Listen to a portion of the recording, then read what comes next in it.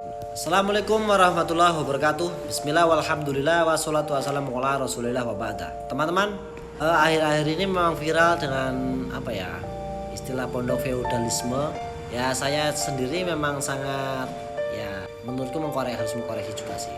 Tapi ada farming baru yang bikin kita tersungging-sungging dari kita-kita yang alumni pondok pesantren tradisional atau yang disebut salafi atau yang dikatakan mereka-mereka itu adalah feodalisme. Statementnya seperti ini.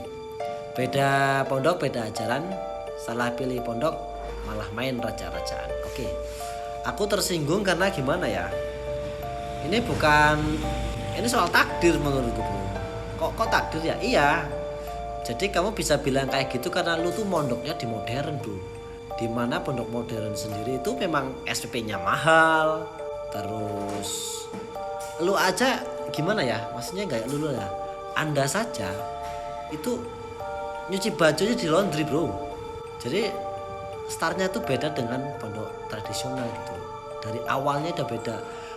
Dari awal bapak ibu kamu tuh sudah menyiapkan budget gede untuk untuk anaknya disekolahin di pondok ini yang mantap gitu. Menurut kamu tidak punya hak untuk menyalahkan atau memojokkan orang-orang yang kayak kami ini. True story-nya itu, background story-nya pondok tradisional kamu tahu nggak sih sebenarnya? Kita bisa menarik garis besarnya aja lah ya. Jadi organisasi NU Nahdlatul Ulama itu memang target marketnya itu adalah orang menengah ke bawah. Nah, sedangkan Muhammadiyah itu orang-orang Solo yang memang menengah ke atas gitu. Jadi segmennya beda antara Mbah Hasyim Asy'ari dan Kiai Ahmad Dahlan. Sebenarnya satu guru satu ilmu itu, cuman segmen dakwahnya itu berbeda. Nah, menurutku sampean-sampean itu yang memang pondoknya enak, ya jangan nyenggol-nyenggol yang kayak gitu. Itu menyakiti juga termasuknya. Kenapa? Bukan anak-anak tradisional yang mondok di salaf itu tidak berpikir modern atau open minded ya, tidak ya. Tapi kita itu memang startnya beda. Aku sendiri dulu alasan mondok awal-awal itu memang karena pengen sekalian bisa lanjut sekolah gitu. Jadi santri-santri salaf itu tuh memang faktor ekonomi pertama gitu. Bayarannya aja ke kiainya itu nggak sebesar kayak kamu teman. Sampean itu di atas UMR bayarannya itu. Wajar kalau kamu dapat privilege. Pondok pesantren ada tempat basketnya itu gokil, Bro. Kita itu ya Allah ya, pondokku saja gratis, Bro. Jadi ya kita hanya sesuai value lah gitu. Aku juga nggak ketinggalan kok podcastnya Pak Gembul. Aku nggak benci, aku open minded, aku terbuka banget gitu. Ya memang harus diperbaiki, cuman aku tersinggungnya ketika Anda bilang seperti itu ke teman-teman kita yang memang startnya kita dari keluarga yang tidak mampu. Bagaimana aku bisa daftar di pondok pesantren mana itu Al-Mutakin Tangerang? Hah? Nggak mungkin, Bro. Aku aja nyari pesantren yang gratisan, Bro. Jadi saya juga akhirnya nggak setuju ketika Anda bilang roan atau kerja bakti pondok itu dibilang feodal atau kerja budak. Enggak, Bro. Itu adalah rasa terima kasih kita kepada kiainya gitu. Karena memang kita no modal, Bro. Kiainya yang ngurusin semua. Awalnya seperti itu ya. Ya, karena pondok juga macam-macam, tapi kebetulan ustadzku, kiaiku memang tidak mengajarkan demikian. Alhamdulillah ustadzku itu tidak mengajarkan kalau salaman ya tidak sampai ruku gitu.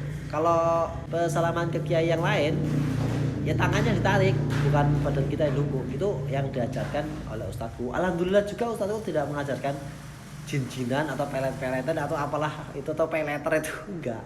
Alhamdulillah kiaiku normal-normal saja, ngajarin fikih, ngajarin bahasa Arab, normal-normal saja. Jadi nggak semua pondok salaf itu norak kayak gitu, enggak, Bro. Dan kamu ketika lu katain raja-rajaan, enggak lah, itu adalah rasa terima kasih karena startnya kita itu beda ya.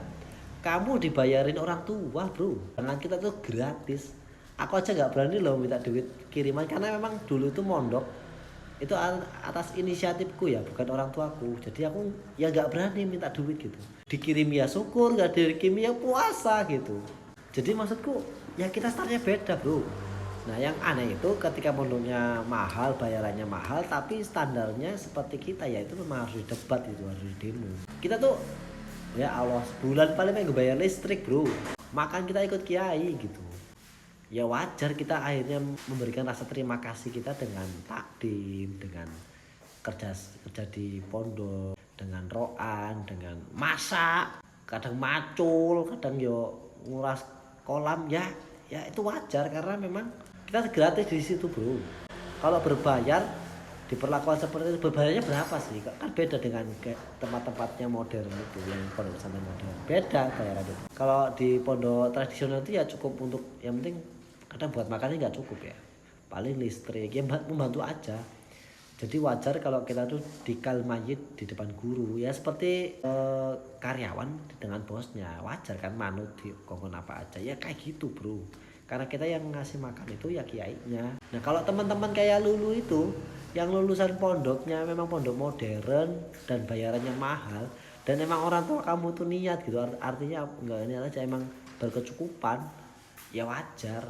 Kalau Anda menggunakan prinsip saya itu menggunakan prinsip gini, ketika saya sudah balik, orang tua itu hanya sedekah nilainya ngasih makan saya, dan saya harus kasih nyari makan sendiri karena sudah balik gitu, bertanggung jawab hidupnya sendiri.